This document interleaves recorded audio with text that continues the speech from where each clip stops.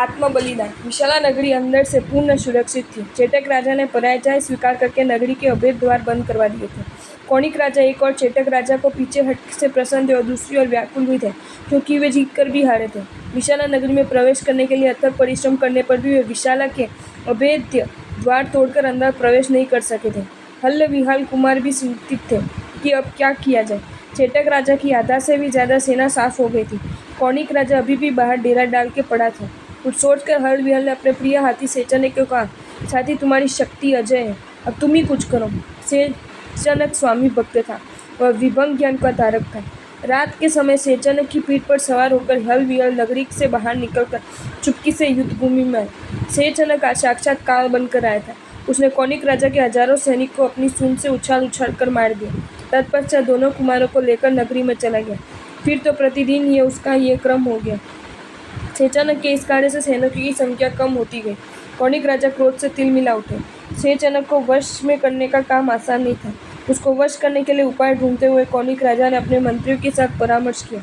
विचार विमर्श करते करते प्रधान ने कहा, महाराजा, हाथी और कुमारों को पकड़ने के लिए एक उपाय नजर आता है। नगरी के दरवाजे के पास एक बड़ी गड्ढा खुदवाई जाए। गड्ढा में जलते अंगारे भर देंगे, ऊपर से मिट्टी बिछा देंगे, इससे किसी को भी पता नहीं चलेगा। हाथी और कुमार नगरी से बाहर निकलते ही गड्ढा में पड़कर मर जाएंगे। योजना अनुसार गुप्तचरों द्वारा गड्ढा की खुदाई का कार्य शीघ्र संपन्न कराया गया। रात्रि में हल विहल कुमार सेचनक हाथी में सवार होकर नगरी से बाहर आए। सेचनक को विभंग ज्ञान के कारण पता चल गया कि आगे मौत की गड्ढा तैयार हुई है, इसलिए वह आगे न जाते हुए वहाँ ही खड़ा रह गया। तब हल कुमार ने उसे अंकुश मारते हुए कहा, मित्र, आगे बढ़ो, खड़े क्यों रह गए? हाथी जरा भी हिला नहीं। तब विहल कुमार बोला कि हम तो तुम्हें उत्तम जातिवन मानते थे, आज मौके पर क्या तुम कायर होकर खड़े रह गए। इतना कहने पर भी हाथी तस से मस नहीं हुआ, न जरा भी हिला न डुला। दोनों कुमार कहने लगे कि तेरे खातिर हमने बड़े भाई से वैर बांधा, तेरे कारण हम पिता का राज्य छोड़कर नाना जी की नगरी में आए। तू कृतज्ञ है, कहाँ गई तेरी मर्दांगी? आज तू तेरे पशु स्वभाव पर उतर आए। इस प्रकार दोनों कुमारों ने हाथी को बहुत फटकारा कि तू अपने मालिक को संकट में डालकर धोखा दे रहा है। सचमुच तो स्वामी भक्त नहीं बल्कि विश्वासघाती है। नीतिकार भी कहते हैं कि जो विश्वासघात करते हैं उसको श्वान भी नहीं सुनता और कौवे जैसे निंदे पक्षी भी उसका मांस नहीं खाते। इतने कठोर शब्द सुनकर सेचनक को बहुत दुख हुआ। वो सोचने लगा कि मैं मेरे मालिक को कैसे समझाऊं कि मैं नमक हराम नहीं हूँ, परंतु यहाँ जो गुप्त वेद है उसे कहने में मैं असमर्थ हूँ। आगे मौत की करता है, फिर भी अब मुझे अपनी स्वामी भक्ति एवं कृतज्ञता प्रकट किए बिना दूसरा कोई उपाय नहीं है। ऐसा सोचकर सेचनक ने हल विहल को अपनी पीठ से नीचे उतार दिया और स्वयं आगे बढ़ा। कितने कदम आगे बढ़ते हुए गड्ढा में गिर गया। उसकी कदावर काया धधकते अंगार में जलकर भस्म हो गई। ये देखकर हल विहल फुट फुट कर रोने लगे।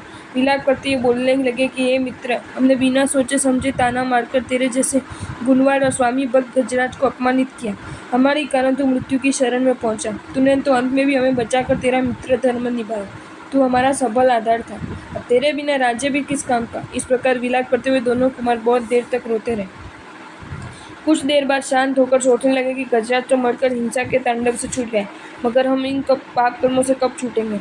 अब यहाँ रहने से भी कुछ लाभ नहीं है। आज तक हमने अनगणित पाप कर्मों का आचरण किया है। राज्य लक्ष्मी यद्यपि कोई साथ में लेकर नहीं गया। लंका नगरी सोने की भी थी, फिर भी रावण साथ में नहीं ले जा सका। युद्ध में हमने भयंकर नरसंहार किया। नरक गति के जालिम दुखों से बचने का एक ही उपाय कि प्रभु वीर की शरण में पहुंच जाए, परंतु समस्या ये है कि यहाँ से प्रभु महावीर के पास कैसे पहुंचे। दोनों कुमारों की प्रबल संयम भावना एवं दृढ़ संकल्प से आक्रोश होकर शासन देवी वहां प्रकट हुई।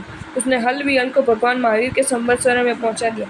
दोनों कुमारों ने प्रभु को वंदना नमस्कार करके संयम दान देने की विनती की। प्रभु महावीर ने हल विहल को संयम का दान दिया। दोनों मुनिराज शुद्ध संयम की पालना के साथ उत्तम तप का आचरण करने लगे। कालक्रम से आयु पूर्ण होने पर दोनों कल्पातीत देव हुए। हल कुमार जैन नामक अनुत्तर विमान में और विहल कुमार अपराजित नामक अनुत्तर विमान में उत्पन्न हुए। इस प्रकार हल विहल कुमार ने अपना जीवन सफल कर लिया। आपको ये वीडियो अच्छा लगा हो तो इसे लाइक करें और शेयर करें, और ऐसे ही नए नए वीडियोज़ देखने के लिए सब्सक्राइब करें हमारी channel Jain facts and stories को।